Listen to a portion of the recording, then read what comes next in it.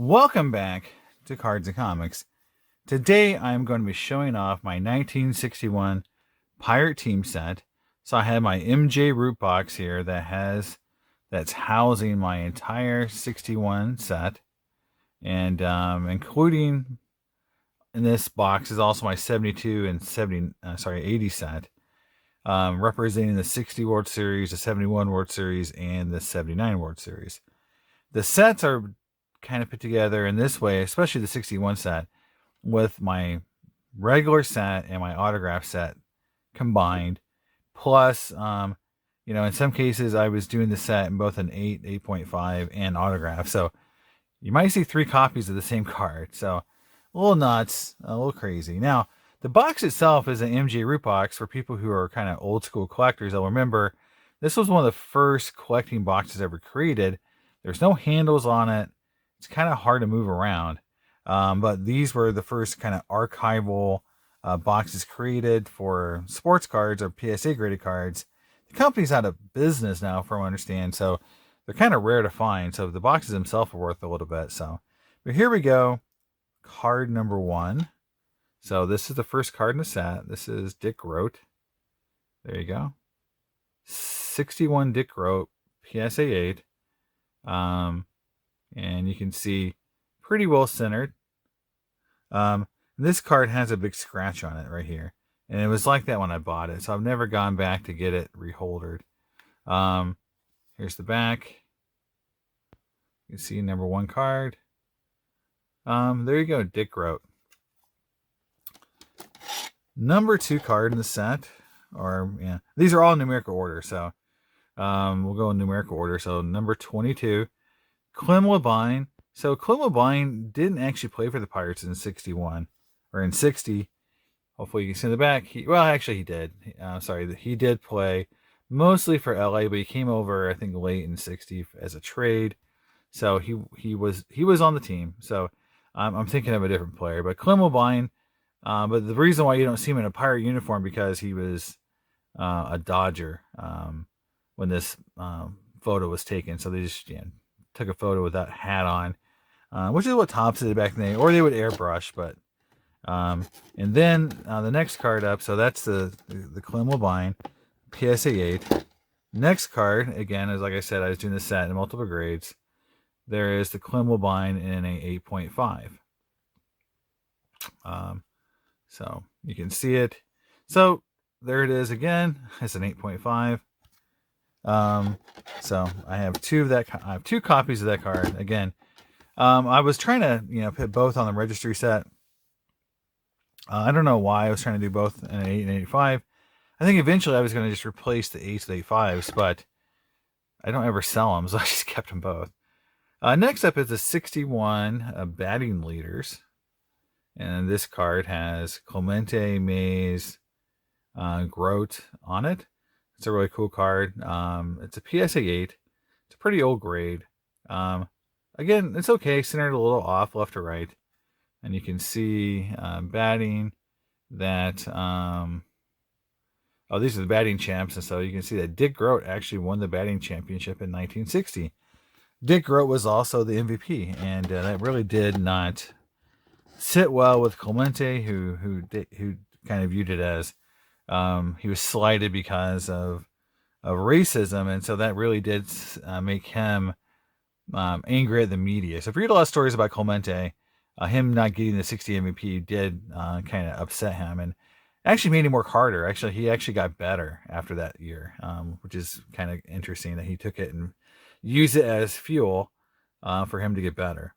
Here's a 60 ERA leaders card, and so you got Bob Friend, who had a 3.00 ERA. You can see that McCormick from San Francisco won it that year with a 2.7. Cool card. So sorry, I'm trying not to make a lot of noise when I pull these cards out. Next card up is card number 47. Games won that year, and you can see you got Vern Law, who won 20 games that year. Very nice Very nice card. Again, a little print on it, but pretty well centered. And again, old grade. You can see that year Warren Spahn and Ernie Broglio. I had the league lead with 21, so he's very close. Now, the next card up is one of my favorite cards of all time, and it's not too expensive, but when I bought it, but you can't duplicate this card today because a lot of the people on this card unfortunately passed away. So it is a quad auto, and it's got a little smudging on it, so I'm going to wipe it off a little bit so it looks a little bit better on camera. I gotta get that the guy that's selling the slab buffing solution or whatever for this card. But here it is. It is a quad auto. So you got Warren Spahn, Vern Law, Lou Burdett, and Earl Broglio. I believe 2 or 3 of these players are passed away. I know for sure Warren Spahn is, but so it's cool to have all 4 autographs on one card. So when I saw this, I was really stoked to get it. Again, it's a card I've had actually on display for a lot of years. That's why it's a little dingy and dirty. It's been out, in my collection, so I like to get the slab a little cleaner. But it's just one of those cards that I just really love to have all these guys on one. Especially having the Warren Spahn on there makes it very, very nice. Here is number 54, Earl Francis. One of those cards that's pretty easy to get, and a PSA 8. So he is definitely just a straight common. So that's an 8. And then here is my upgrade for that card. Probably because it's so easy to get that I just end up getting a 9. I don't have very many 9s.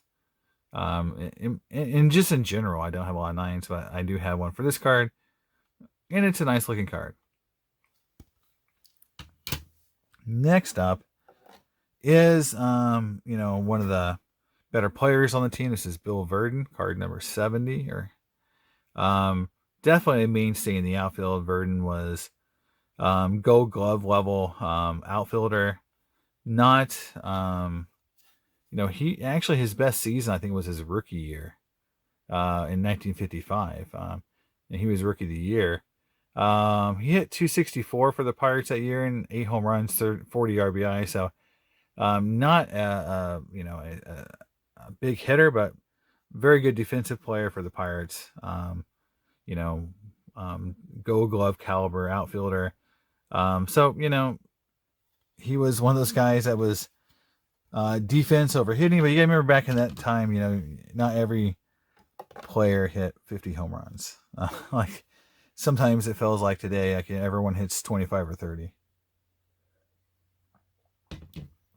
Next up is the same card, autograph. So there you go. There's my second autograph 61 Pirate card, Bill Verdin.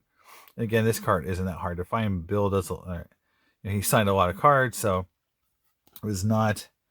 He's definitely not one that's on the list of hard ones to find. Joe Christopher, again, one of the easier 8s to find.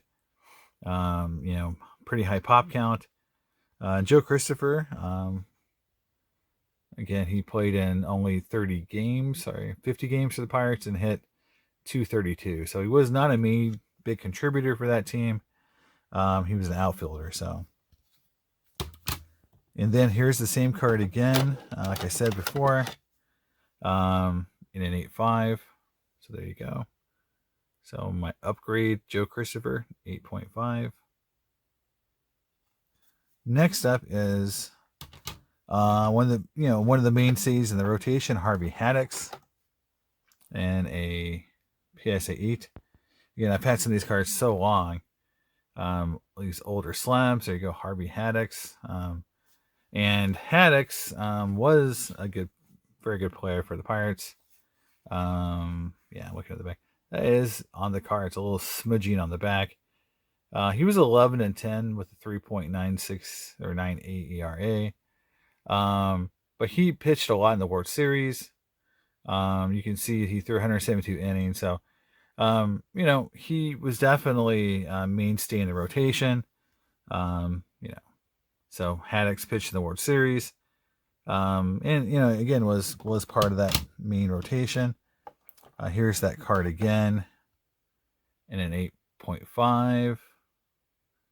Again, a little bit brighter colors in my opinion, and missing that smudging on the back. So overall, I think that is a better card, the 8.5. Next is Dr. Strangelove, Dick Stewart. So he was kind of an all-hit, no-field first baseman for the Pirates. I do not have this autographed or upgraded to an 8.5 or 9. This is probably one of the cards I'll be looking for to either get autographed or as an upgrade. From a hitting perspective, Stewart hit 23 home runs, 83 RBIs, hit 260. And the year before, he hit even better, 27 home runs with a 297 batting average. So he was definitely, for the time period, a pretty darn good hitter on the team. But he didn't even have 500 at bats too, if you look at that. But he was a defensive liability. So I think he was taken out of the game late in innings. If they were ahead, so they didn't have errors at first base. But he was, one of the kind of just a slugging first baseman. Next up is Danny Martin, the manager for the team. The PSA 8, and again, I don't have this card autographed. I think this card would be awesome to find autographed. You can see his record here. And he actually managed, or he actually played in the majors for Philadelphia and Pittsburgh. And then, he started with the Pirates in 1957. So, Danny Martin. He won 2 World Series with the Pirates. He came back in 71 and they won 2 with him. I believe Bill Verdin was the manager when they won in 79. I have to go back and look. Bob Oldest, there's a PSA 8. Very nice card. Bob Oldest. He was one of their backup catchers, or one of their catchers actually, and you can see that he was pretty much a backup. He only had 20 at bats. Hit 200. Not much of an impact on the team that year. Just kind of a backup, player. They had Smokey Burgess. So they had other catchers who definitely caught a lot more. I do have an autograph. It's from the Mcallister Collection. So if anyone remembers, the Mcallister Collection was a very big-time collector, and he sold his collection. A lot of it was SGC'd, actually. But he had a ton of autographs, and so this is from that collection. Kind of a sad fountain pen auto, I think, or a Sharpie auto. Kind of faded, but it's still an autograph. Bob Oldest. So next up is Gino Cimoli. So again, Gino was an outfielder. He did play. I believe he was he a starter for that year? Yeah, he had 300 at bat. So again, they had a platoon. They did some platoons back in those days. But very light hitting, 28 RBIs, 0 home runs, hit 267. So you can see, not, again, a starter, but some at bats, just probably just one of those guys on the roster, filling out, probably pinch hitting, defensive sub, that kind of stuff. There's a very nice autograph of Gino Cimoli, though. There you go, from PSA DNA. So I do have him autographed. Next up is Fred Green, a pitcher for the Pirates. Again, not a tough card to get. Fred Green, let's see what he did that year. He won 8 games. Pitched 70 innings, so he was definitely a relief pitcher. Hit 3.28 ERA. So he definitely was a good contributor for the Pirates. Pitched 70 innings, Definitely someone who got on the field quite a bit. Bob Skinner, outfield. And so you see they had 4 or 5 outfielders. Skinner was definitely a big-time contributor. So this kind of like, this is one thing you get into these teams back in the day. Who was the big players on the team. Bob Skinner definitely was one of those players that people, didn't, with Dick Grote and kind of Clemente and Bill Mazeroski being kind of some of the players you remember most, Smokey Burgess, but Bob Skinner, if you look at his stats, he hit 13 home runs, 86 RBIs, hit 273, 571 at bats. And this guy was a mainstay, for the Pirates. He hit 321 in 1958. So this guy could hit. And so, Skinner was definitely, probably in the outfield, so you had Clemente, Skinner, and Bill Verdin was your outfield. So this guy could hit, so it wasn't like, Clemente was out there by himself. You had some pretty good players with him. Here is the 8.5. And he's one of the players I do have the upgrade and the autograph all together. Again, this is a Mcallister Collection card. So they all came up to auction at the same time. This one obviously is way off center, but it's the autograph, and I just care about the autograph. So, and then this brings up the collection issues with PSA on the registry. So you saw some of my autographs are blue label. Only the red label autographs you can create a registry on. The blue labels they won't let you do a team set with. So I put together a team set that was just my autograph 61 Pirate team set on the registry. I can't upload the blue labels, or I couldn't at the time I created it, but only the ones with the red label could you do. So depending on how you got them graded, if you got the blue or red. So yeah, that one is in the registry, but those blue ones aren't. Next up is Don Hoke, third baseman. He definitely was the mainstay third baseman. Again, older graded card. All these cards were collected, back probably in the 90s, early 2000s. You can see he hit 282, 16 home runs, 553 at bats. So he was the guy playing in most of the games at third base. Don Hoke. There you go. Nice card, Mr. Hoke, starter on the team. So here's the guy who was a catcher for most of the, the starting catcher for the Pirates. It wasn't Smokey Burgess. Smokey Burgess did play, but he also pinch hit a lot. But the main catcher was this guy, Hal Smith. So this is the guy who was, kind of the main catcher for the team. At bat wise, he had right around 250 at bats. Played about 80 games. So again, Smokey Burgess played in a lot of games too, but they split duties. But Hal Smith was a good hitter, like hit 295, 11 home runs. So you can see his career, he hit 300, hit 350 in the minors. So this guy was a good hitter. We think of like Smokey Burgess as kind of being a great pinch hitter and a good catcher, but Hal Smith was part of a good platoon. It's good to have two good catchers on one team. Think about today, most teams don't have two good catchers. Buck Hill Aces, again, you got Face and Law on one card. Law won the Cy Young that year. So a PSA 8. And then I have the same card autographed by both Law and Face. So this is cool. Again, another double autograph card. Just really cool. And it's graded. So this, again, can be part of a registry. Next up is Bob Friend. And again, Friend had a good year. And, Bob Friend definitely really peaked around this time period for the Pirates. So here's an 8, and you can see in the back of his card, he had almost a sub-3 ERA, won 18 games. But you can see the year before he lost 19 games with a 1 full run higher ERA.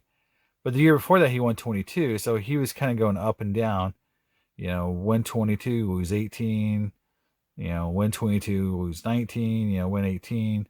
So, he was kind of going up and down, but he put together a great year. But, he won an all-star game. So, I mean, this guy was definitely, a good pitcher. And so the Pirates had Law and Friend, and that's two really good starting pitchers.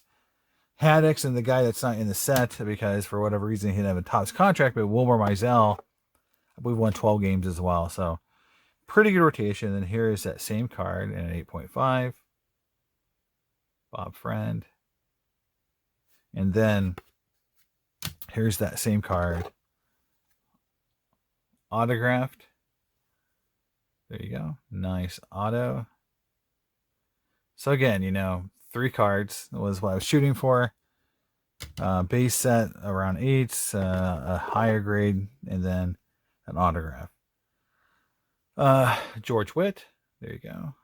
Number 286. George Witt. 10 games, I think, for the Pirates that year. 30 innings, so I guess he started a little bit, or long relief, 4.2 ERA. Not a huge contributor for the team that year, but was kind of like just in that bullpen, or was a long reliever, spot starter kind of guy. Rocky Nelson. So here's the other tandem at first base. So there you go. It's a nice looking card. A lot of good color on that card. Just love seeing great color. So he had about 200 at bats, hit 300. So you put him and Dick Stewart together, and that's a pretty damn good first base crew right there. It's again, what I was saying is like, people want to act like the Pirates beating the Yankees was such a huge upset, but if you take into account the Smokey Burgess and Smith as a platoon at catcher, Nelson and Stewart as a and at first base platoon, those are some pretty darn good numbers when you add them up together. There's the same card. It's an 8.5. All right, moving into the World Series cards, and these are really tough cards. The World Series cards, especially this first one I'm going to show you, is some of the toughest cards to get in the whole set in an 8 or above. So this is probably one of the last cards I ever was able to get in an 8, and it's the Bill Verdin Saves the Game, game number 1. This card is notoriously bad off center. It's just even this one's a little off center, but man, this card so miscut and so off center. Very hard to get an 8 in this card. I'll show you the backs. You can see Pirates won game 1, and it was 6-4. There you go. The pitchers were Vern Law started, Face came in, Law won the game. Maz, did some cool stuff. Hoke did some cool stuff. Maz hit a home run. So again, again, Maz did more than just that one home run of the series. So again, Maris homered in this game. So 6-4 game 1. Again, very tough card. I don't have this autographed. I definitely want to get this autographed. An autographed version of that card.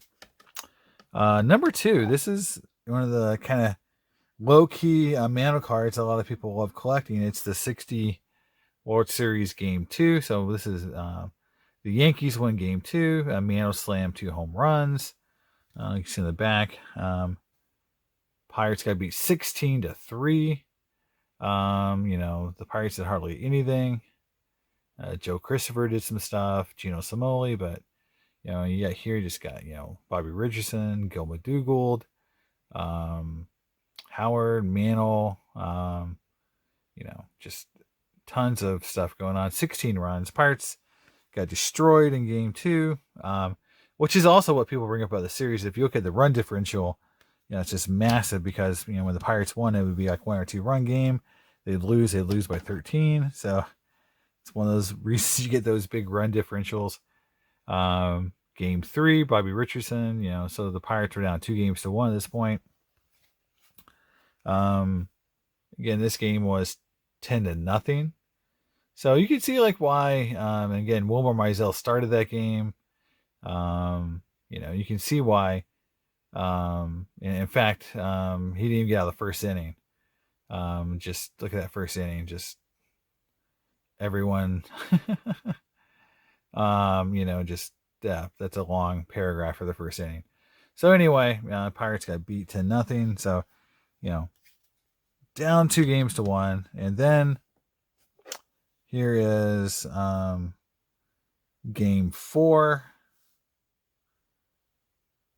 So you got the Pirates winning this game. Smoley safe in crucial play, and you see,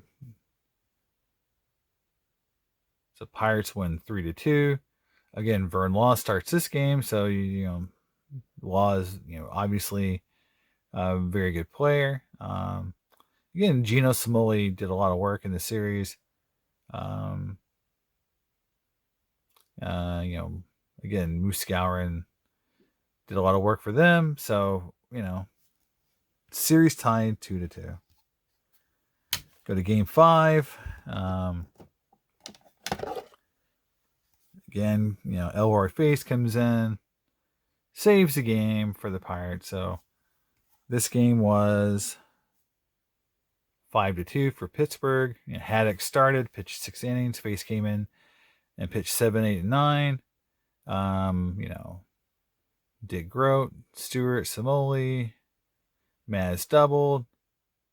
So yeah, so a lot of Clemente got a RBI in this game. So again, Pirates up 3-2 now. So game 6. So here is game 6. So Ford pitches second shutout. So I forgot to mention the 10-0 win for the Pirates, or that 10-0 win, that was Whitey Ford, and again Whitey Ford again shuts him down 12-0. And you can just see a lot of home runs and Maris Mantle doing Maris Mantle things, and Kubek, and just a lot of runs and no runs for the Pirates. And so yeah, but Ford had to pitch game 6 because they were down 3-2. So in game 7, which is the really wacky and wild game, if you want to watch, I think they found like the actual game 7 footage now. You can watch most of the game. But here it is, game 7. Maz's homer wins it. The iconic, mobbing, for Maz at home plate. Just great moment in Pirates history. Before Maz won it, though, so, the 9th, in the 8th inning, Gino Smoley, so they had to tie the game first. So Gino Smoley singled, Verdin singled. And then this is a big play, is that when Verdin singled, the ball took a bad hop and hit Tony Kubek in the throat. And so like that allowed him to get on base, and Clemente got an infield hit. Then Hal Smith actually homered, scoring Grote and Clemente, and they scored 5 runs that inning to tie the game. So if you look at that, right there, the Pirates were down. So like Pirates are up 4-0, then down 5-4, and then 6 to then they were down 7-4, and the Pirates actually were ahead 9-4, and 9-7, and then they blew the lead in the top of the 9th. So in the top of the 9th, you can see that they brought in Faceless pitching, and then they had Bob Friend come in and Haddocks come in. So yeah, and then that's when Maz hit the home run. But the Pirates blew the lead. They actually came back with a 5 spot to take the lead. They were down, and so no one remembers that Smith hit that home run. And without that, Maz could never have hit this home run. So to win the game. So that was a huge thing, was that home run from Smith. So then this is the celebration card, and just cool card, and a PSA gate. So next up, here we go. We got Gene Baker in 8. Mr. Baker that year didn't play a lot of games. Hit 243 for the Pirates. Next up is Haddocks. Or sorry, not Haddocks, Face. So Face was a huge relief pitcher. He was kind of one of the best relief pitchers in the game. At one point, he won like 18 games in a row or something in relief. Yeah, he won 18-1 in 1959. He went 10-6, 2.9 ERA. He had a lot of sub 3 ERAs. The guy was a good relief pitcher for a lot of years. So, Face was definitely the guy they'd bring in. They usually bring him around the 7th inning, and he'd pitch like 3 innings at a time. So, again, Face through 115 innings with 80, so there's the innings pitched. 68 games, 115 innings. So, almost, 2 innings appearance. There is Face's autograph. So there you go. Authentic PSA auto there. So this guy I was thinking about originally was Bobby Shantz. Bobby Shantz actually did not play for the Pirates in 1960. He got traded after the season, and Topps put him in the set as a Pirate, but he played actually for the New York Yankees and won 5 games for him, and actually pitched against the Pirates in the World Series. So interesting that he was made a Pirate for the set. There he is again as an 8-5. So again, Shantz was really a Yankee, not a Pirate. So, but he's part of the team set, so you got to have him. Now, I threw this in there just to make sure you remembered. I have the Clemente an 8-5. One of my favorite cards of all time, just because not only nostalgia, but I always love the 61 set. But Clemente had a great year. Really first year double-digit home runs, 16 home runs, 94 RBIs, 314. Again, just had a great year. And so you can see why he would be a little upset. Because I think Grote got hurt during the year, so he didn't play a full year where Clemente did. So Clemente had definitely a beef, but if I remember correctly, Clemente didn't even finish second. I want to say he was like 4th or 5th in the league. So I think he was more upset that he just didn't rank in the top, 4 or 5.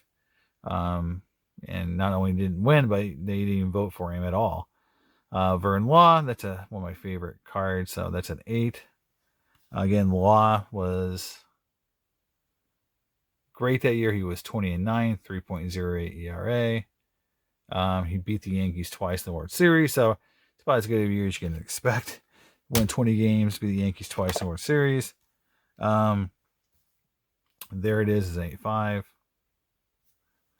8-5. Next up is a card that I don't think should be in the set, but some idiot added it to the Pirate team set. So this is a Haddocks pitches 12 perfect innings, but the problem is this is from not the 60 season. So this is just like one of those fun baseball thrills cards. Yeah, baseball thrills. And he did that in 1959 or something. I don't know. But it wasn't in 60 season. So I felt like it shouldn't be part of the team set, but oh well. Next up is my Maz. So I got an 8. One of these days I want to upgrade that to an 8-5 or 9 because I just love the card. Maz that year, you can see, hit 273 with 11 home runs, 64 RBIs. You got to remember, Maz was an amazing defender. He's probably the best second base defender of all time, according to Bill James, who basically said Mazeroski was as good at second base as Ozzie Smith was at shortstop. So, he definitely was amazing. And was a pretty damn good hitter, too. So, next up is Dick Scofield. Dick Scofield, PSA 8. Scofield, 100 at bats, 10 RPIs. Hit 333, though. But you got to imagine that's a lot of pinch hitting from or late defensive replacement at shortstop. So he was basically Grote's backup. And then here it is as a 9. So again, one of the few 9s I have, but my second 9, Dick Scofield, backup shortstop for the Pirates. Next up is one of the first cards I ever picked up for the set, which was Smokey Burgess. My original Smokey Burgess had math homework written all over his face. But here's my 8, a Smokey. And how did he do that year? Let's see. Hit 294, 7 home runs, 9. He had 337 at bats, so he actually played a lot more than I thought he did. So apologize for that. So him and Smith were a great platoon, and you can see Smokey hit 21 home runs one year. So you gotta remember, this is back in the 60s. So 20 home runs from your catcher was really, really awesome. So Smokey Burgess was a good player. And then, he's really remembered as a pinch hitter later on, but he played a lot of innings as a regular catcher too. So you gotta remember, they have a DH. There is my autograph Smokey Burgess, probably my favorite auto I have of everyone on my 61 team set, just because, again, Smokey Burgess has a place in my heart. MVP, there it is, the Dick Groat MVP card, 1960. See the back. So he won the MVP that year. Next up is Tom Cheney. There you go. I believe he was, pitcher. Cheney,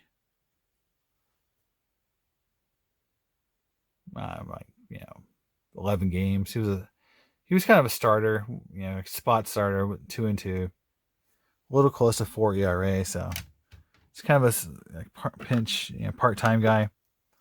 Next up is 2 cards in a row from the high number series that are amazingly hard cards to find and grade. In fact, this card right here is probably the poster child for tough cards in the set, along with I think Jim Gentle, Bob Serve, a few players like that.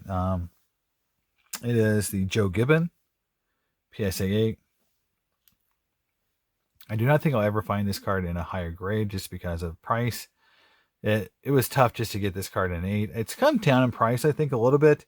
But yeah, definitely a big fan of Joe Gibbon, just because this was like the card to get, in an 8. You can get in 7, but an 8 was really, really tough. And he was not a great player for the Pirates. You can see, 80 innings, only a, again, 4-2 record. So it wasn't like he was a huge player for the Pirates. It was just, this card from a pop count is super, super tough. And so this card was always one of those low pop rarities that just brought hundreds of dollars. And it was just if you could find it. The next one up is the similar way as the Pirate team card, which is one of my favorite cards of all time. I've had this card multiple times. I used to actually have 2 PSA 8s of this card, and I ended up selling one. So it is a low pop rarity. And you can see, there you go, the back of it. But having both the Gibbon and the team card in 8s is really nice. All-Star, so you got Danny Murtaugh, 8.5. I don't actually have this card in 8. I just have it in 8.5. There's the back. They just kind of go over his managerial career, what's going on that year. Bob Friend. There you go. Great card of Bob Friend.